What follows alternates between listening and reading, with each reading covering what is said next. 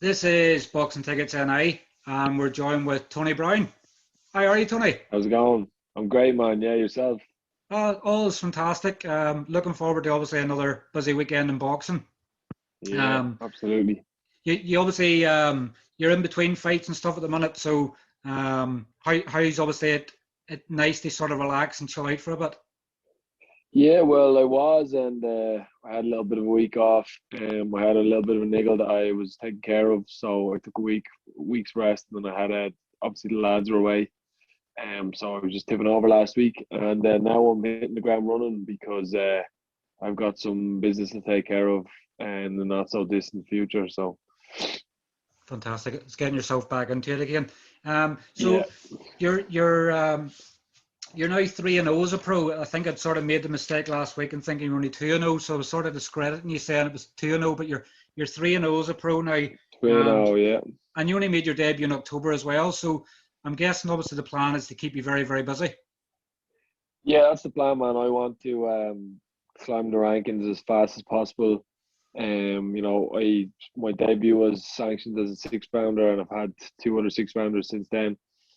So the plan is just build the rounds up, get as much ring time as possible against a big variety of opponents as possible, and just get myself ready for those big fights. Work my way up the rankings, and the paydays is what I'm after.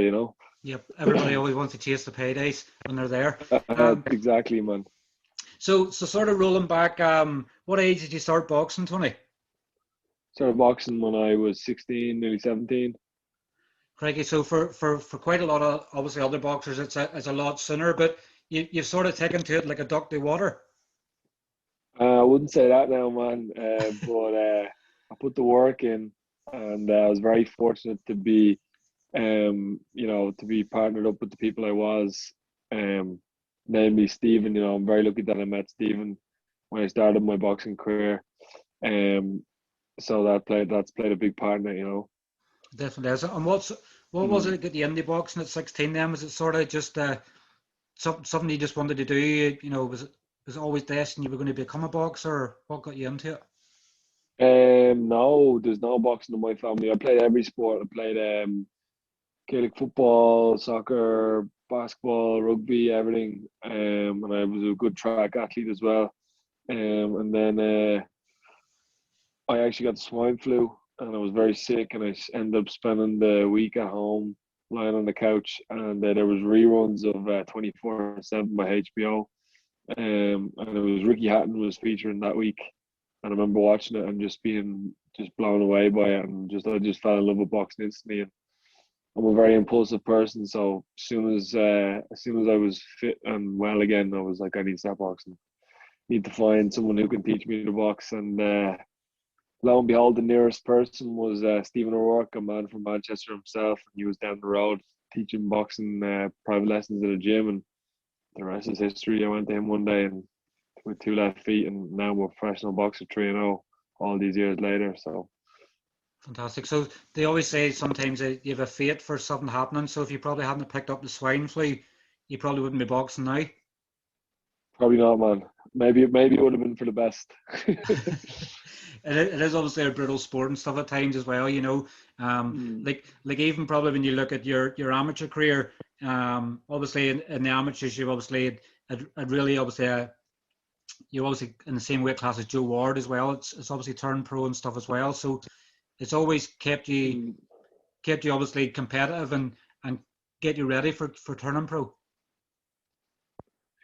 Yeah, I was very fortunate to have boxed for the Irish team, and gone to some great tournaments with them through the years. So I was involved in high performance setup for a number of years, and that was a really good environment to be in. You're in there with the best boxers in the country, and there was that serious competitive edge, and we got to travel around and see some of the world's best operators, how they train, sparred with them, everything. So that's a massive learning curve going into the pros, and it's a invaluable experience as well to have in your back pocket when you go into these fights against some of the top guys.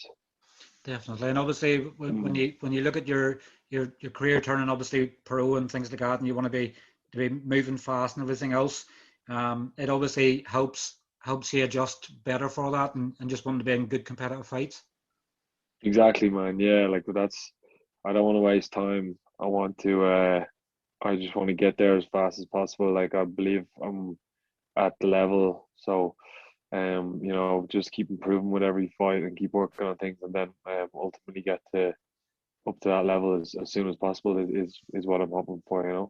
Yeah, but definitely is. And you've probably been always very focal on the fact that that you felt you were suited to the program. What was it that just convinced you that it was just the best time to go pro? Yeah, well, I mean, I've always had a really good engine, so sparring and doing rounds and rounds and rounds suits me to the ground. Like I usually, even in the amateurs, I'd always come on strong.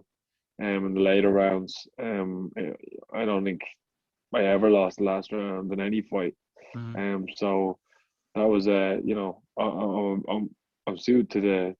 I suppose I'm a distance athlete instead of the more fast paced three rounders.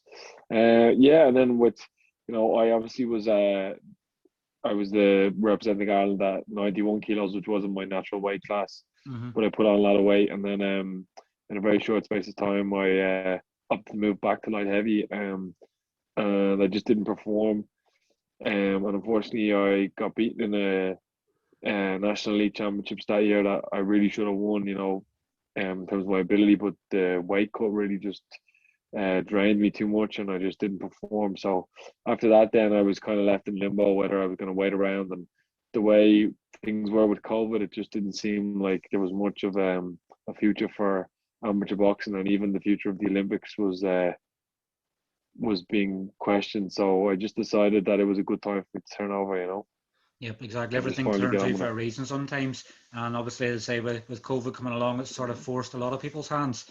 You Yeah, I signed think so. pro Yeah, with Starbucks in August of obviously last year, and obviously I yeah. believe you had quite a few offers on the table. What was it that convinced you with Starbucks and that they were the ones to sign with? Well, obviously already Ryan and Victor had signed with them, and Conor Slater was working for Starbucks, and he was the man on the ground in Ireland, Mm-hmm. and himself and Stephen had developed a good relationship, and just the deal that it was given to me was a good deal, and it made sense for me. Unfortunately, like the plan was to debut in the States, which would have been the dream debut for me, but unfortunately, the pandemic just got worse, as opposed to improving like we had anticipated. So um, in the meantime, I've just been trying my hand on different shows around Europe and building my ranking so that when I do get over to the States, I'll be ready for a big fight.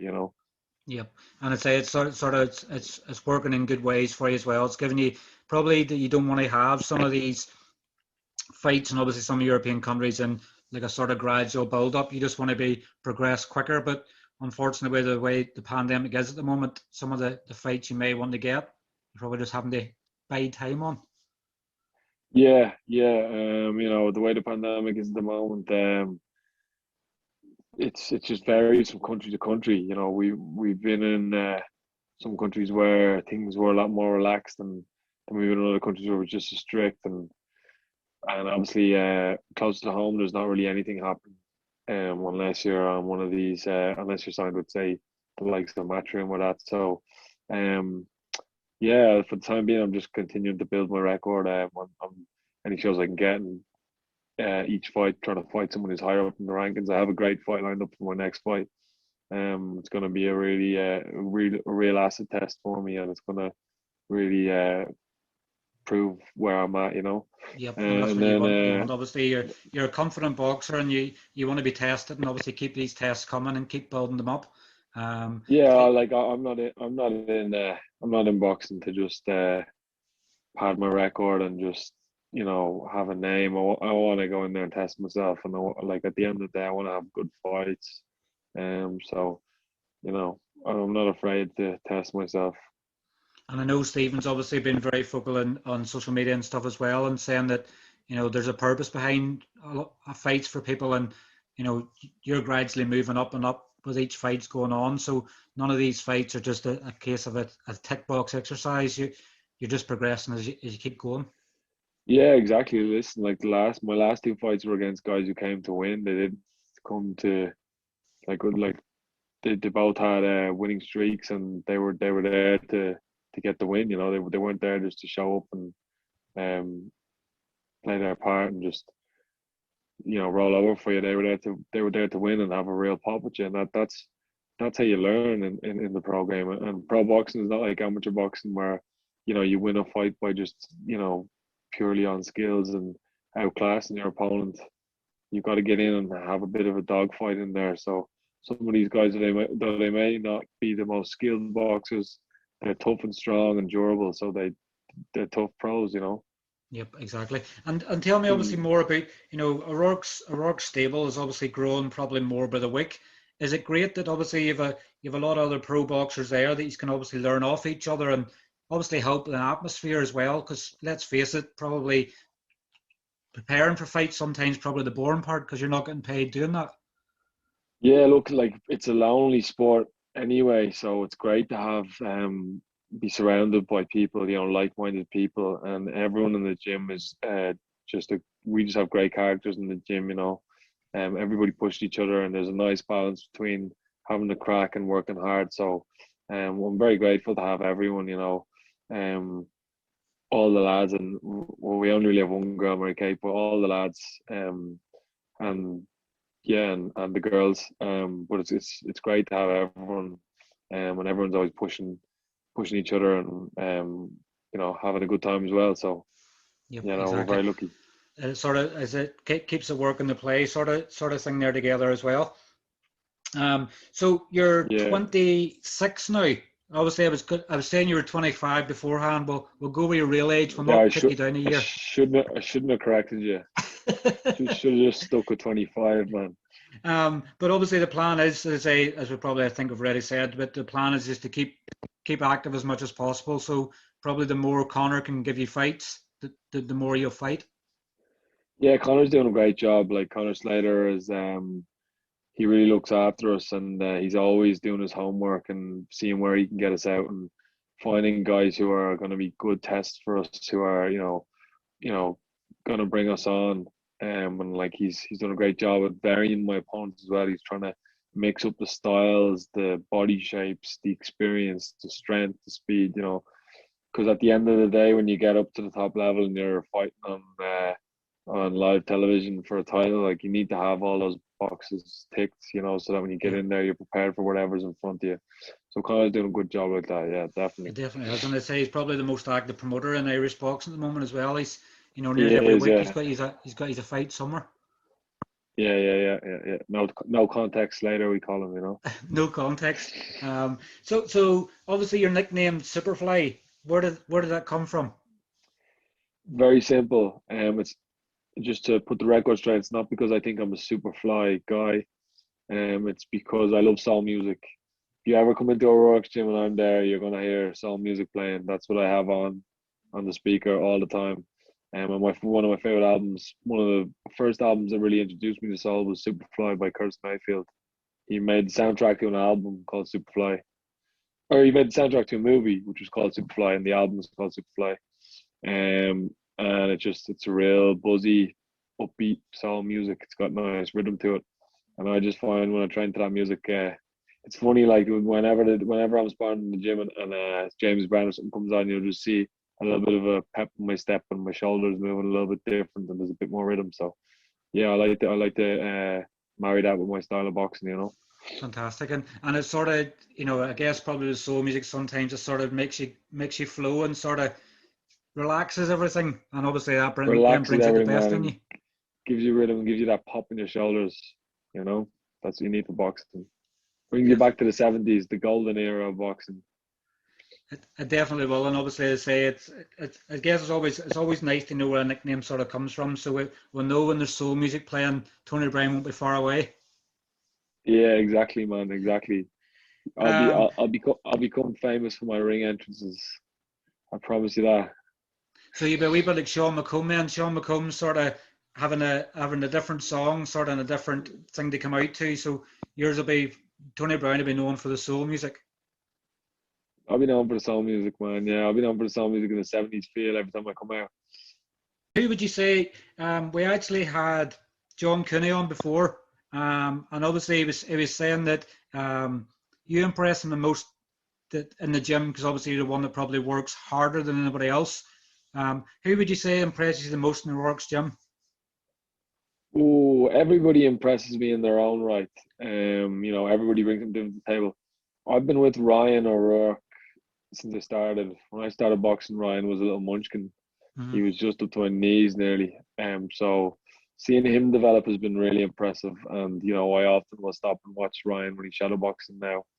Because he's got that drive as well. But they all like Tiernan's got like a wealth of boxing experience, so he's so calm and collected. Victor is just an all-round athlete. He can do handstands and spin on his head. John's a workhorse like me. He pushes himself. All of them, King, Christian, everyone, Mary Kay, Paddy, the whole lot. I'm afraid I'm going to forget someone here now, but like I said, everybody brings something new to the table. Yep, and it's not sort of to put you in the spot sometimes and sort of, say if somebody's not performing things like that. It's always good to know because when the going gets tough in the gym, you sort of look to somebody. Yeah, that's too much of a general question. Who impresses you the most? Maybe if you ask me who's the hardest working or whatever, I give you an answer, but it's too hard to say who impresses me the most. They all impress me in different ways. Yep, exactly. And who would impress you? Who would be the hardest worker in the gym then, other than yourself, Tony? I'd say Ryan. Ryan? Yeah, Ryan or John. John works hard. I'd say Ryan or John. And Ryan's probably been the most active, during the whole pandemic. I think he's raced to 6-0. Didn't stop. Yeah, he raced it he went for it. But that's the way to do it. That's how I want to do it. Definitely. As I say, when you're not fighting, you're not getting paid. So the more fights you get, the more you're going to have a bank balance sort of growing as well. Yeah. Sort of always like to ask people this, but what would obviously, I know you want to be moved fast and things like that. Where would you like to see yourself in 12 to 24 months in boxing? 24 months, man. I'd like to be in the top. 24 months. 12, 24 months. Well, I want to get myself in the top 10 in Europe soon. Sharpish. And then, like I said, the goal, years. I think 5 years was a reasonable time frame. If it comes sooner, I'm going to take both hands. But that was the time I aim myself, fight the right people and make your way up those rankings. You seem to be losing your wee bit there, as you were sort of saying, but top 10 in Europe in the next year or 2 years. And hello, you still there? Yeah. Still there? Yeah. Yeah, I'm here, yeah. All right, so sort of losing you a bit there. So you were sort of saying you want to be top 10 in Europe, and then what was you were saying about 5 years? World champion. World champion in 5 years. That's my goal. I think it's a reasonable time frame. Yeah, I think it's a reasonable time to put it out there, and it gives you a lot of time to build experience and get the right fights. Yeah, but you could be easily 25-0 by then. Fantastic. So it's not you're not here to mess about. It's you're not here to mess about. Man. No, I'm here to test myself. But buddy, I'm gonna have to shoot. Yep. Well, obviously, thank you very much for your time, great talking Tony. to you, man. And we'll hopefully catch up with you soon. My pleasure, and hopefully we can do it again.